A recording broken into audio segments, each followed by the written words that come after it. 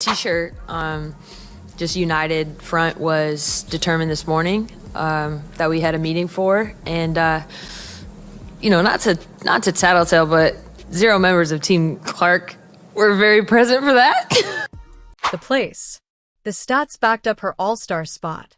So, what was this really about? Something deeper, something personal, something way beyond basketball. It's the same type of cold shoulder other young phenoms have faced. Remember when LeBron James first burst onto the scene? Yeah, it's given those vibes all over again. When Tiger Woods blew up in golf, the veterans might have hated being overshadowed, but they still respected the game he brought. With Caitlin Clark... A problem with the WNBA players asking for a raise. The WNBA is on a hot streak. I don't care about the previous 24, 25 years. As an investment, it's starting to pay off. And so this week they wore T-shirts saying, making a statement, you better pay us. But instead of just leaving it at that, a Kelsey Plum for LA had to take a dig at Caitlin Clark. It feels way different. The resistance is loud, obvious, and petty. Cowherd didn't sugarcoat it for a second when those all-star results dropped. He flat out called it what it is, pettiness. He blasted WNBA players for showing zero appreciation for the one person who flipped their whole league from irrelevant to thriving. Instead of embracing what he called their golden goose, some players were out here actively moving against their own best interest. And here's the kicker. Stars like AJ Wilson and Kelsey Plum have been eating off Clark's success. Their profiles blew up. More fans know their names, their checks got fatter, and their travel perks upgraded because Clark put eyeballs on the WNBA. But when it came time to show respect on those all-star ballots, they ranked her below players who haven't made anywhere near the same impact. That's wild. This ain't just a voting issue. It ties straight into what we've been seeing all season long. Mind the T-shirts. I think you have leverage. I think you deserve more than 9%. But it's just misstep after misstep. It's time to grow up, girls, fast. This is the player that got you off the airline that was bright yellow. Right? She got you an upgrade to a better hotel. Hard fouls, cheap shots, unnecessary contact, and obvious targeting every time Clark steps on the court. It all screams one thing. Some vets can't handle that. And a second-year player flipped their whole world upside down. So, what are they doing? Taking it out on her in the voting booth and on the hardwood, punishing Caitlin Clark for their own success. Legendary. That's what this is going to be. Cowherd dropped a comparison that made the Caitlin Clark situation crystal clear, and it's one some people don't even want to touch. He said, Clark's impact mirrors Michael Jordan's rookie explosion. Both came in flashy, young, and completely changed their leagues overnight. Jordan turned the NBA into a global powerhouse. And Clark, she's doing the exact same thing for the WNBA right now. The parallel is so clear, it's shocking more people aren't talking about it. And here's where it stings. Both Clark and Jordan got punished for their greatness. Remember the infamous Jordan rules the Detroit Pistons cooked up just to beat him down physically? Well, Clark's been dealing with her own version all season. Cheap shots, targeting, and officials who can't seem to... Caitlin Clark finished 9th in player voting. In fact, she finished behind one of her own teammates in player voting for the All-Star game. The pettiness has no bounds. But it's interesting, for years, the WNBA players were pointing fingers. They were saying people are sexist, the media is sexist, we're not being promoted, we're underappreciated. And then they get the golden goose, and they don't like what it looks like. Keep up with protecting a generational talent. Cowherd even called out how wild some of the officiating has been, letting stuff slide that feels straight up wrong when it comes to Clark's treatment. And just like Jordan, Clark's already paid the price, missing a game because of injuries from all that physical play. It's history repeating itself. A league struggling to protect its biggest star while still keeping the game competitive. And just like those Bulls back in the day, who brought in Charles Oakley to watch Jordan's back. Don't be surprised if the Fever start thinking about adding some enforcers to keep Clark safe. The Indiana Fever went out and grabbed Sophie Cunningham for one reason, to protect Caitlin Clark. Cowherd said it straight. Just like the Bulls had Oakley for Jordan, The Fever know you have to guard your superstar at all costs. That's not coincidence. That's smart business when you have a player who changes everything. And here's the ultimate Indiana girl. Well, who knows? And I've said this for years. When the wave hits, ride it. You don't know what it looks like. Don't fight it. When Puka Nacua went in the 5th round of the Rams and they suddenly in camp went, oh, we just found a new number 1 receiver. He's better than Cooper Kupp. They didn't fight it. Did you think when you watched Tom Brady at the Combine, that looked like the GOAT? They had just signed Drew Bledsoe to a $103 million contract. That was a lot of money back then. And then a year in, they're like, we're going to go with Brady. Compliment. The merch and TV ratings are telling the exact same story. Cowherd even called Clark a dynastic TV rating changer. The same phrase folks used about Jordan when he hit the NBA. Both became must-watch TV the second they stepped onto a pro court. But here's where it gets uncomfortable. Just like Jordan, Clark is facing real resentment from veteran players who feel overshadowed. The All-Star voting snub proved it loud and clear. Jealousy is real and it's active. This all ties back to college popularity, too. Jordan's North Carolina fame carried him into the NBA. A big raise, maybe not 50% of revenues, because NBA stars, there's a lot of them, and they move the needle. The WNBA stars, well, there's one that moves the needle. And here's the other thing to remember. Caitlin Clark's already rich. She made $11 million this year alone in endorsements off the court. So regardless of how these negotiations go, she's set. Nobody else is, right? Like, so when somebody joins the band and everything gets upgraded. And flip the league's entire image. Clark's Iowa stardom is doing the same thing for the WNBA, dragging a whole new audience into women's basketball and completely shifting its culture. And Cowherd, he's confident this heat will only make Clark stronger. Just like Jordan's early beatdowns turned him into an unstoppable force, his message to the league was loud. Embrace this transformation or get left behind. Because Caitlin Clark isn't just a star, she's the future. Cowherd's final prediction dropped like a hammer. The future of the WNBA runs straight through Caitlin Clark. Like it? The WNBA players, they just don't like what the wave looks like. They wanted to fly private. They wanted to be more popular. They wanted a better deal in the CBA, which they'll get. They wanted sold out arenas. They got it. They don't necessarily think it should be this. But again, you can't fight it. You just... Or not. Jealous veterans are watching her second-year rise reshape the way this entire league operates. The momentum is real, and Cowherd says the WNBA is finally on the verge of hitting that financial sweet spot they've been chasing for decades.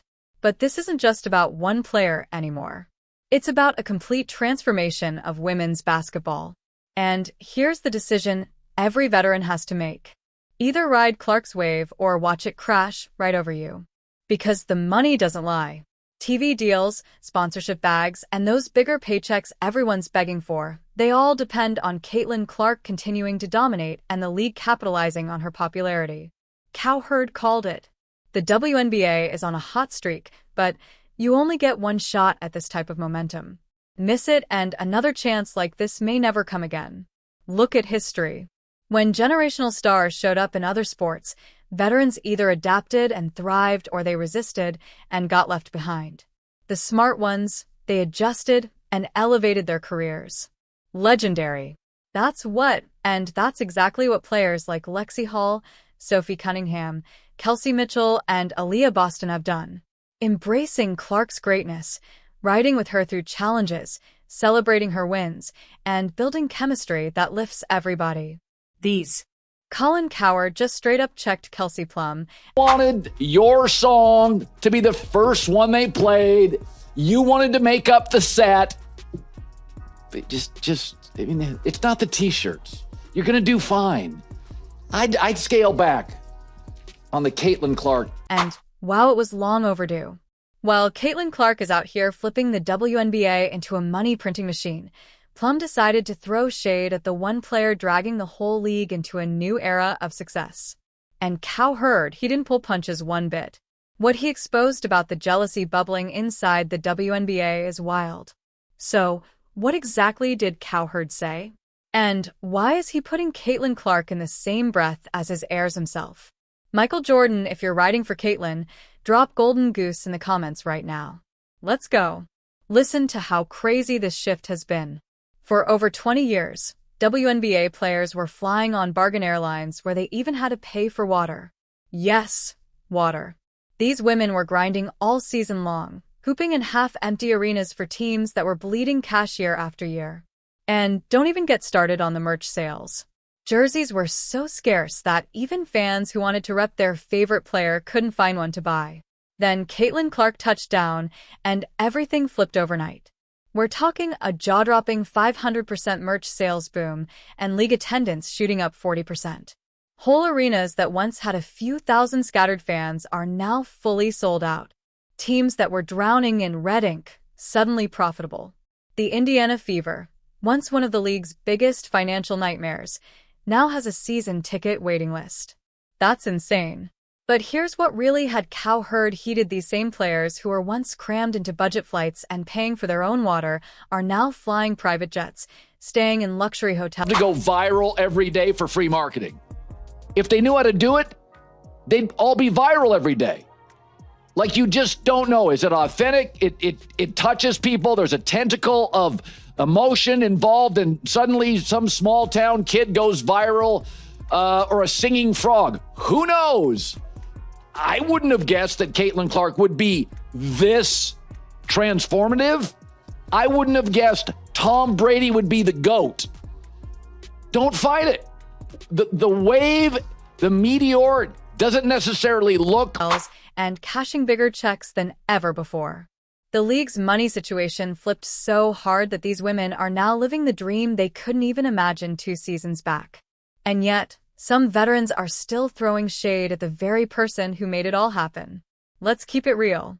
Caitlin Clark single-handedly dragged this league out of charity case status and turned it into a legit business powerhouse. TV ratings shoot through the roof every time she touches the court. Sponsors.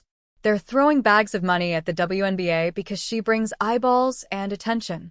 Social media is blowing up with Clark highlights and her jerseys flying off the shelves faster than they can even print them. Cowherd's frustration is real.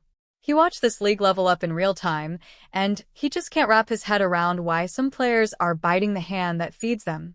After decades of struggling to get respect to finally be winning, why would anyone go after the person responsible for this glow-up?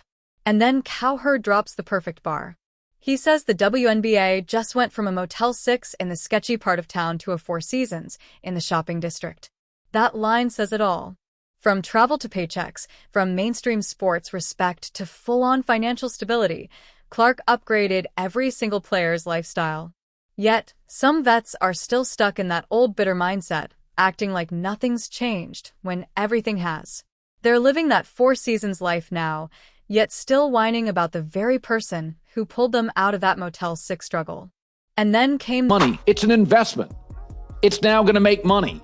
And by the way, this is the least profitable, arguably. It'll be over the next 10 years. It's only going to get more profitable as women's basketball gets better, as the Caitlin Clark momentum train gets bigger. I mean, this year, she's not playing well. She's hurt. She's not there for all the games. So this is actually not as great as it could be.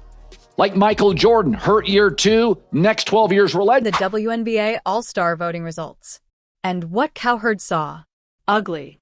Straight ugly. Here's the deal. All-Star voting is simple. Fans pick their favorites. Coaches choose reserves. And players vote on who deserves props. Sounds fair, right? Well, this one matters big time.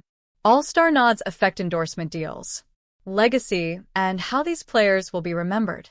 For young stars, it's career-changing. It sets them up for more money, more shine, more opportunities. So, how did Caitlin Clark rank? Fans had her first among guards, but her fellow players, they stuck her at 9th. The league's biggest draw, the one packing arenas and making teams profitable for the first time in decades, somehow gets disrespected like that by her own peers. And it wasn't even close. The gap between fan love and player votes was wide open. And let's keep it 100. This had nothing to do with her game. Clark's numbers were crazy. She was breaking records all over. Players will be remembered as part of Clark's rise, not obstacles to it. They chose collaboration over competition, and because of that, It's Pistons with MJ. For the record, Caitlin Clark got up. She wasn't hurt. She did more trash talking. She hit more threes. She remained remarkable, just like all the great. You know, if you respect women, stop pandering. She's tough. She's feisty. She likes to taunt and talk. And nobody quite knows what the hell to do. their careers will reap the rewards for years to come. But what does 2025 look like if the league fully commits to the Clark era? Picture this. Sold-out arenas becoming the norm, not the exception. Sponsorship deals that actually move the financial needle. Young girls rocking WNBA jerseys to school because their heroes now play pro basketball, and TV ratings so good networks start fighting for broadcasting rights. That's the potential Cowherd sees if everyone jumps on board. But what happens if the resistance continues? Things get real messy real fast. The league's splitting into two camps. Those who ride the Clark wave to success, and those stubbornly fighting against their own prosperity. The choice seems obvious, yet some players keep making it harder than it needs to be. Cowherd delivered his boldest take yet. Clark will define the next decade of women's basketball. Period. The numbers don't. Is like kerosene to the physicality flame. So you have physicality in this league, and now you get this flashy player, and they don't know how to officiate her, they don't know how to defend her. But I would say, when I hear this, Colin, the WNBA, Colin, has got to do something. Yes, they do. Understand, this is the arc of a new superstar in your league. It'll start with hazing. It'll go to physicality. It'll go to flagrants. It may go to technicals. You'll eventually have to get a Sophie Cunningham or a Charles Oakley. I mean, Wayne Gretzky did this for years. They figured it out in hockey. How do you stop Gretzky? Oh, we can't. How do you stop MJ? We can't. How do you stop Caitlin Clark? You guys understand, this is the worst she'll ever be. She's getting better. Don't lie. The fan engagement speaks louder than words. And the financial transformation is already underway. Whether veteran players accept it or not, Caitlin Clark is now the face of women's basketball. The league can either embrace that reality and prosper together, or watch certain players get left behind while others thrive next to the superstar who changed everything. This transformation is happening with or without everyone's blessing. And here's where it all lands. Caitlin Clark isn't just a player. She's a movement. Cowherd made it clear. You can try to ignore it, downplay it, even resist it. But you can't stop it. The wave she's bringing to the WNBA is bigger than one team, one season, or one highlight reel. It's a cultural shift. Think about it. One player's arrival has sold out arenas, spiked jersey sales. The country would love to go viral every day for free marketing. If they knew how to do it, they'd all be viral every day. Like, you just don't know. Is it authentic? It touches people. There's a tentacle of emotion involved, and suddenly some small town kid goes viral, or a singing frog. Who knows? I wouldn't have guessed that Caitlin Clark would be this transformative. I wouldn't have guessed Tom Brady would be the GOAT. Don't fight it. The wave, the meteor, doesn't necessarily look like you think it. Sales, doubled TV ratings, and pulled major sponsors into a league that once struggled just to break even. She's getting better, and that's not hype. That's transformation in real time. And yet some players still don't get it. They keep throwing shade, delivering hard fouls, and downplaying her impact as if that's going to change the numbers. Spoiler alert, it won't. The WNBA is already cashing checks off Clark's name, and fans are showing up in record numbers because of her. Cowherd put it bluntly.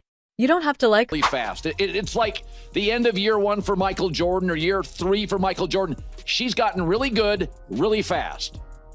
And you got to put a body on her, or you got to double team her, or she's going to embarrass you.